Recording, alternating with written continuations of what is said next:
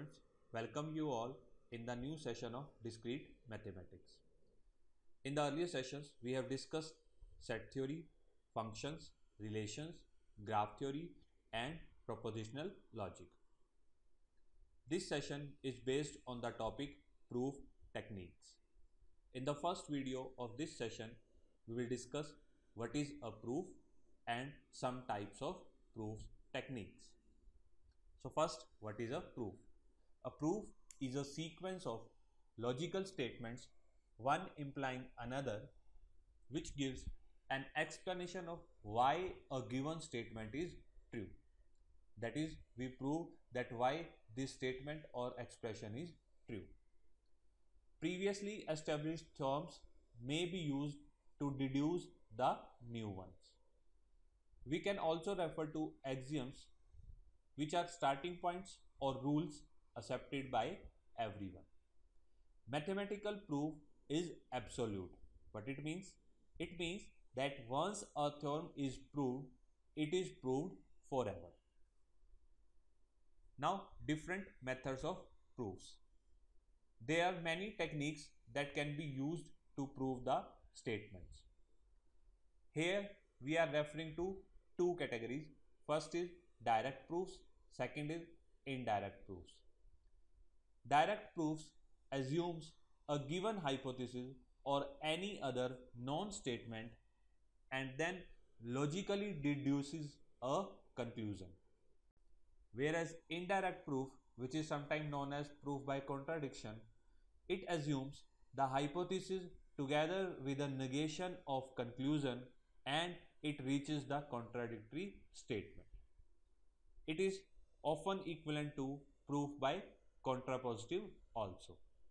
Both direct and indirect proofs may also include additional tools to reach the required conclusions, such as proof by cases or mathematical induction. We will discuss these all types of proofs one by one. First is direct proof. The easiest approach to establish the theorems is the direct proof because it does not require knowledge of any special techniques. In it, the argument is constructed using a series of simple statements where each statement should follow directly from the previous one. To prove the hypothesis, we may use axioms as well as previously established statements or theorems. Like proposition of the form A implies B are shown to be valid by starting at A and by writing down what the hypothesis means and consequently approaching B using correct implications. Example, let n and m be two integers. If n and m are both even, then prove that n plus m is also even. So we will prove it by direct proof.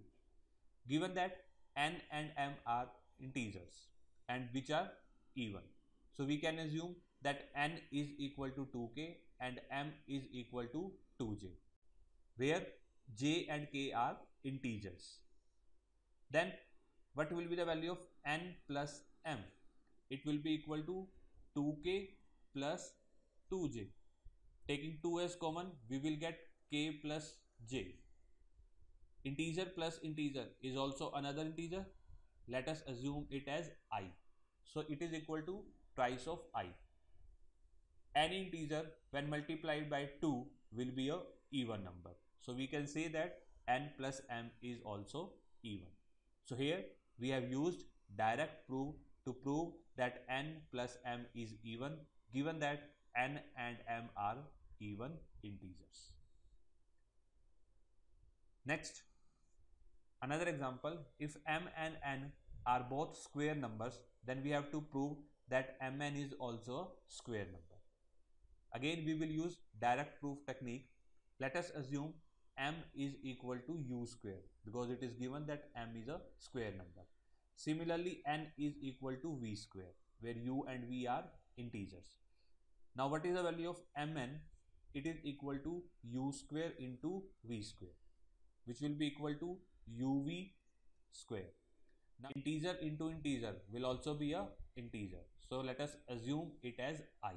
So it is equal to I square, which is also a square number. So using direct proof, we have proved that if m and n are square numbers, then their product will also be a square number. Next technique is counter example.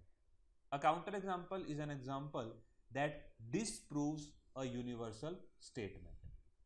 Only one counter example is enough to say that the statement is not true, even though there will be many examples in its favor. Like, let us suppose that n belongs to natural number and suppose n is prime.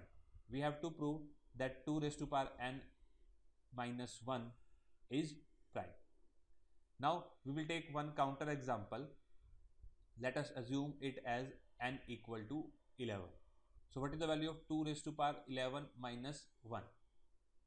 It will be 2047, which is 23 into 89. So it is not a prime number. Why? Because it is divisible by 23 as well as 89. So by definition of prime numbers, it is not a prime number because it is divisible by a number other than 1 and itself. So we have disproved this statement that if n is a natural number and it is a prime number, then 2 raised to power n minus 1 is prime. In actual, it is not prime. Next, fallacious proof. Sometimes we do a mistake unknowingly while proving a statement. For example, in this example, we have proved that 1 is equal to 2. We know that 1 is not equal to 2. Assume a equal to b, then multiplying both sides by a, we will get a square is equal to ab. Adding a square both sides, we will get a square plus a square is equal to ab plus a square.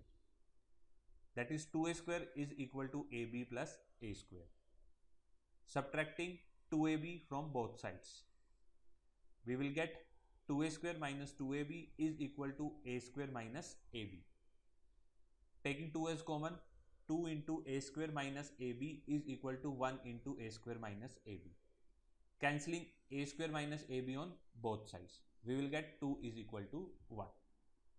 Now it seems correct, but in actual, in this step we have done a mistake. We have taken a is equal to b initially, so a square minus ab is equal to 0. So we cannot cancel a square minus ab from both sides. So this is the mistake which we have done while proving that 2 is equal to 1. So we should avoid such types of mistakes while proving a statement. So this is all in this video. We have discussed what is a proof, direct proof, counter example technique and fallacious proofs. In the next video, we will continue with some other proof techniques. Thank you.